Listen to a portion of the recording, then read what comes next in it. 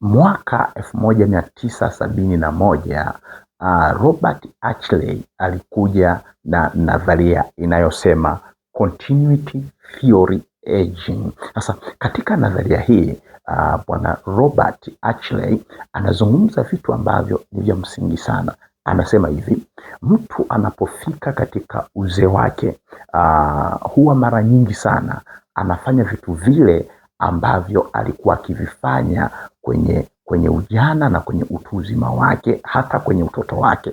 Kwa hiyo maana yake hapa ni nini, ndugu yangu?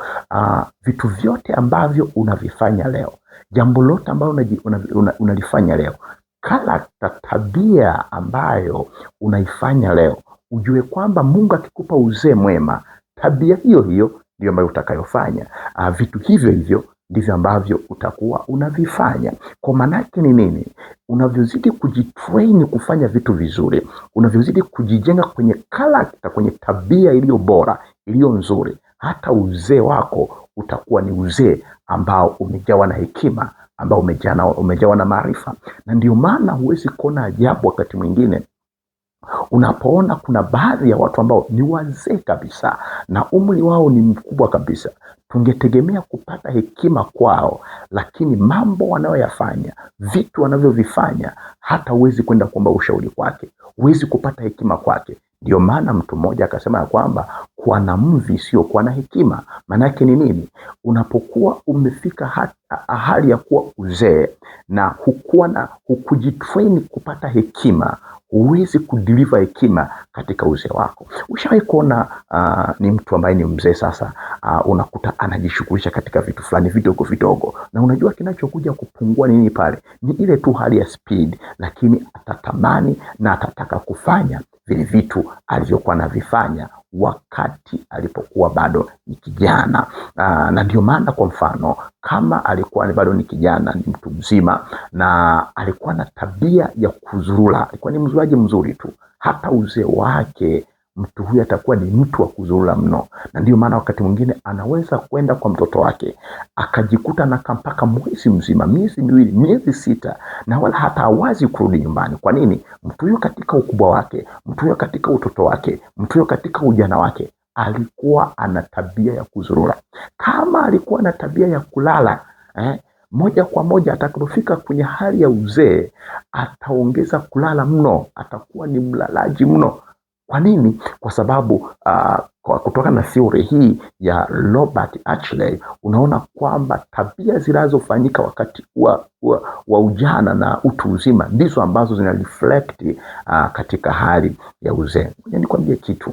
Kuna siku moja nilikuwa nampita mzee mmoja, ni bibi, na kila nikipita mahali pale, mara nyingi sana yule bibi nilikuwa namkuta anapalilia, hata kama ni jua kali, yeye na jembe lake yuko anapalilia muda mwingi sana eneo la nyumba yake. Na mara nyingi anaweza kutumia muda mrefu sana, masaa mawili, masaa matatu, lakini ukiangalia kipande alichokipalilia ni kidogo sana.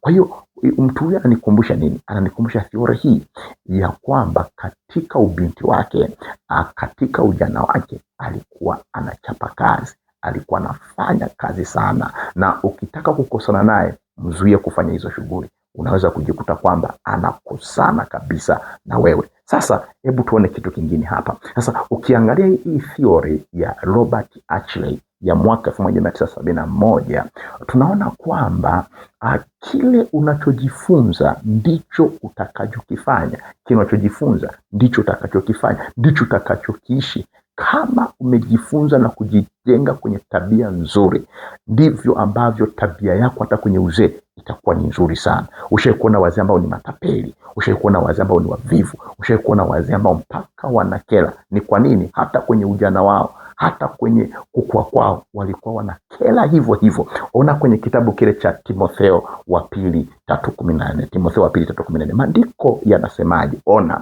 bali wewe ukae katika mambo uliojifunza. Ukae katika mambo uliojifunza. Kwa maana nyingine, kuna vitu ambavyo katika umri huu, katika umri wa ujana, katika umri wa utoto, tunatakiwa tuendelee kujifunza, tunatakiwa kuendelea kujinoa, tuendelee kupata hekima, tuendelee kutafuta maarifa ya kutosha, ili tutakapokuwa ni wazee tuweze kuwasaidia watu ambao wako nyuma yetu, watu ambao wanakuja, tuwaelekeze njia iliyo sahihi, tuwaelekeze njia iliyo bora, tuwaelekeze ni wapi ambapo wanatakiwa kwenda. Na hivyo ndivyo ambavyo tutatengeneza kizazi kilicho bora, kizazi ambacho kitaleta matokeo makubwa.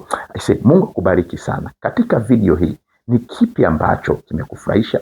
Ni kipi ambacho kimekuhuzunisha au kimekuchangamoto? Na ni kipi ambacho umejifunza? Utaniandikia kwenye comment na nitasoma na kuweza kufuatilia komenti zako. Mungu akubariki sana. Naitwa Pastor Alois, mchungaji kiongozi kanisa la Disciples Community Church Kisesa, Mwanza.